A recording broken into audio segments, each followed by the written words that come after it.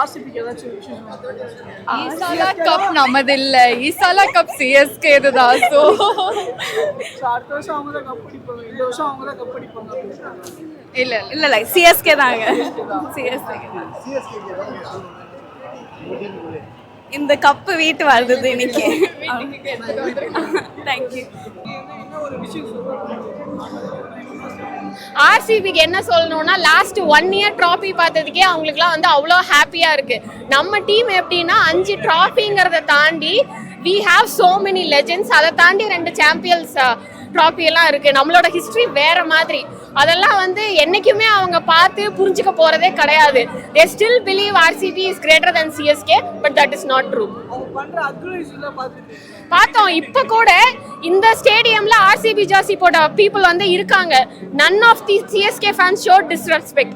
ஆனால் இதே சின்னசாமி ஸ்டேடியம்ல பார்க்குறப்போ that is not the case. அதுவும் லாஸ்ட் இயர் மேட்ச் அப்போ அந்த ஜெயில் ஜெர்சி எல்லாம் போட்டு ரொம்ப பண்ணாங்க. அந்த மாதிரி பண்ணதெல்லாம் வந்து இட் இஸ் டோட்டலி அன்அக்செப்டபிள். அவங்களோட மெச்சூரிட்டி அவ்வளோதான் அப்படிங்கிறத அந்த ப்ராக்டிஸ்லாம் காட்டுது. இப்போ வந்து அந்த வேர்ல்ட் கப் பர்ஃபார்மன்ஸ் பார்க்குறப்போ வந்து நம்மளோட பிச்செல்லாம் வந்து டோட்டலாக சேஞ்ச் ஆயிருக்கு. So we are expecting 200+